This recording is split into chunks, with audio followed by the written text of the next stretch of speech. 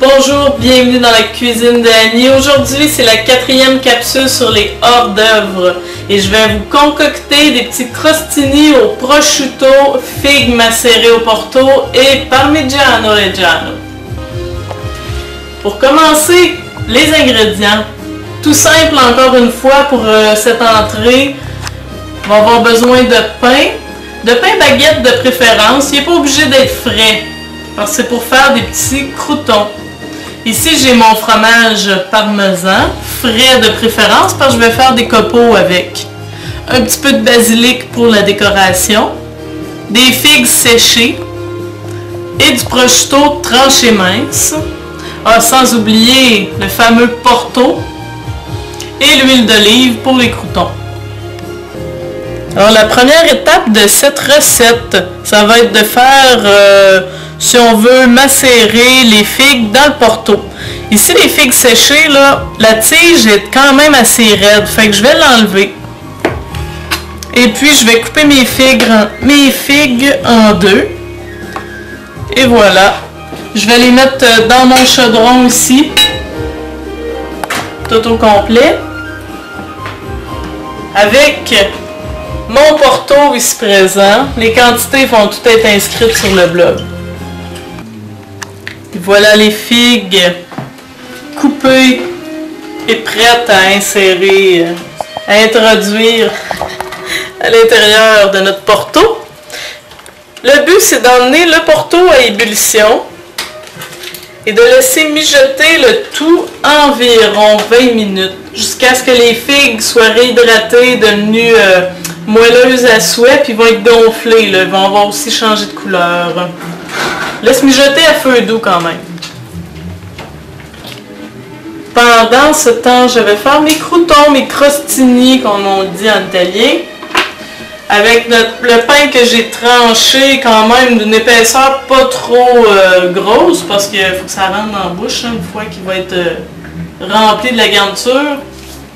Je vais juste mettre un petit peu d'huile d'olive, un petit filet d'huile d'olive sur mes croûtons.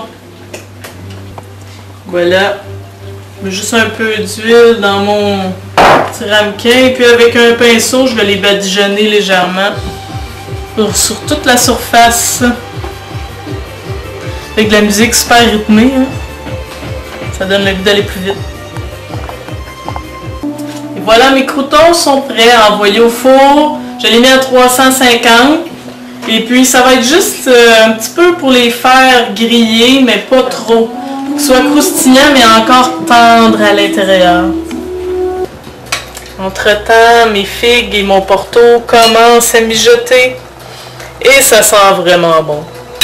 Les figues, c'est très sucré, alors avec le Porto, là, ça va donner un petit goût presque caramélisé.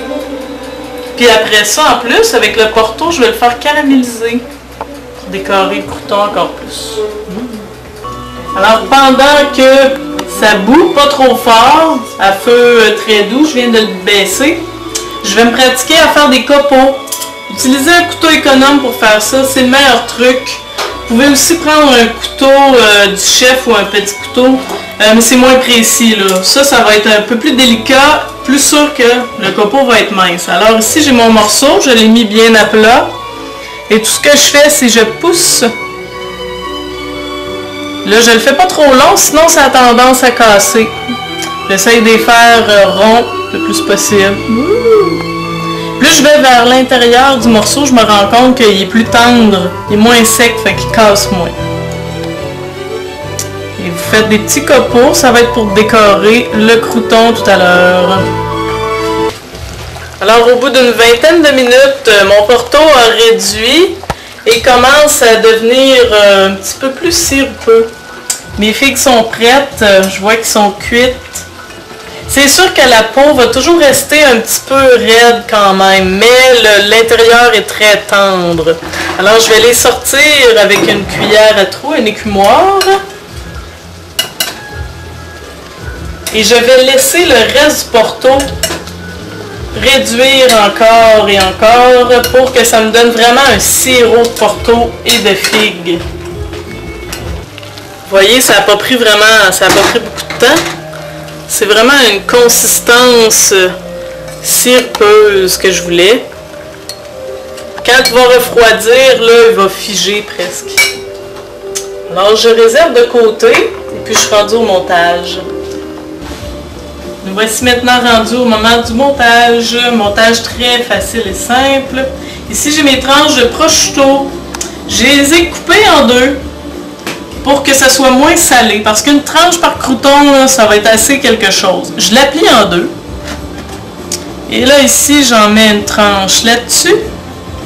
Je vais chercher un morceau de figue. Vous pouvez en mettre une moitié ou deux. Je vais l'écraser un peu. Je pense qu'une, là, c'est suffisant.